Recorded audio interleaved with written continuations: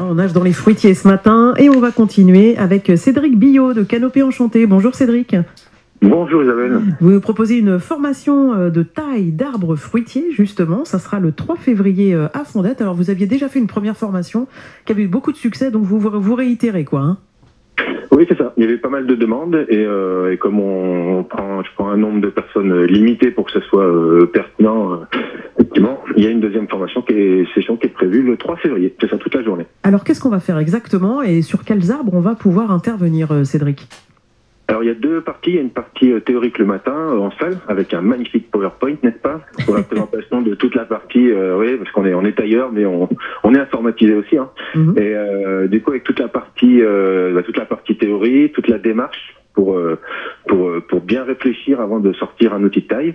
Le midi, c'est un repas tiré du panier qu'on partage tous ensemble. Et l'après-midi, donc ça se trouve dans un jardin d'un particulier, c'est un client à moi. Et il y a des pruniers, des pommiers, des pêchers. Et on va retrouver des grands arbres et des petits arbres. Donc il y a quelques arbres à restructurer. Il y a quelques arbres des arbres en bon état à tailler et il y a des jeunes fruitiers à tailler, justement, taille de formation. La taille de formation, ouais. La taille de formation, ça consiste en quoi exactement d'ailleurs? Je prends souvent l'exemple des fondations d'une maison. En fait, si vous voulez vivre dans une yourte, bon, il n'y a pas de fondation, c'est un mauvais exemple, mais a priori, vous allez plutôt faire des fondations rondes. Si vous voulez vivre dans une maison carrée, vous allez faire des fondations carrées. Et la taille de formation, c'est un petit peu la même chose. On va définir la hauteur du tronc, par exemple, les tiges, les demi-tiges, les hautes tiges. On va définir le nombre de charpentières. On va définir la forme future de la plante. En fait, c'est pas que pour les fruitiers, hein, c'est vraiment une étape très très très importante, absolument essentielle pour les arbres, les arbustes et notamment les fruitiers, qui est un petit peu trop souvent oublié, non réalisé. Voilà. Donc on va en profiter. Il y a des jeunes sujets là-bas, donc on va en profiter pour présenter justement cette fameuse taille de formation absolument essentielle. Oui. Avec le gel là en ce moment, je sais que ça va remonter la semaine prochaine, à partir de la semaine prochaine. Est-ce qu'il y a un risque avec le gel quand on taille un peu trop tôt ou pas, Cédric? Alors, oui et non, il peut y en avoir un sur la vigne, hein, les anciens du taille-tôt, taille-tard, rien ne vaut la taille de Mars, hein, je ne dis pas de bêtises. Vous pourrez demander à Alain Prosser, croqueur, parce qu'évidemment je suis un croqueur de pommes aussi, hein, donc je les salue au passage. Vous venez d'en parler.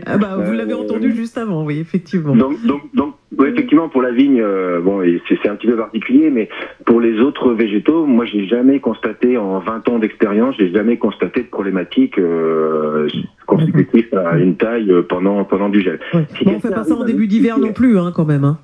Si quelqu'un arrive à m'expliquer pourquoi c'est un problème, je suis assez ouvert à l'entendre, mais pour l'instant, moi, j'ai pas. D'accord, tout se passe bien. Et les arbres peuvent supporter ce genre de choses.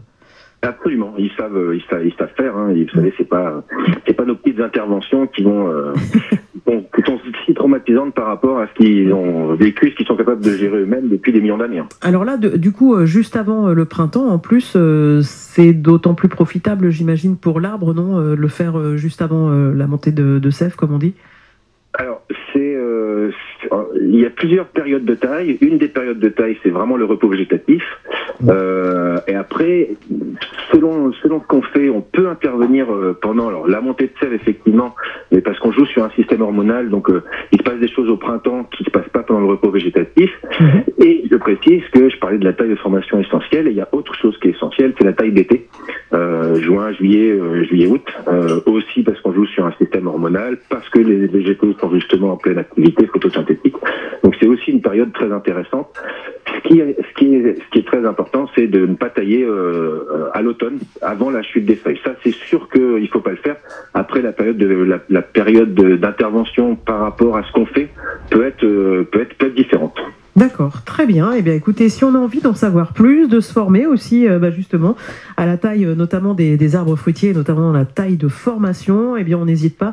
On va sur votre site, hein, Cédric, canopée-enchanté.fr. On aura toutes les informations. Oui, les deux. .com.fr, excusez-moi. .com et .fr, les deux existent. Écoutez, moi, je vais sur .fr, et puis voilà. Merci beaucoup, Cédric Billot, à Canopée Enchantée. Et donc, je rappelle, c'est le 3 février à Fondette pour cette formation de taille d'arbres fruitiers. Bon week-end à vous. Merci, bonne fin de journée à tous. Au revoir. Côté jardin, jusqu'à 10h.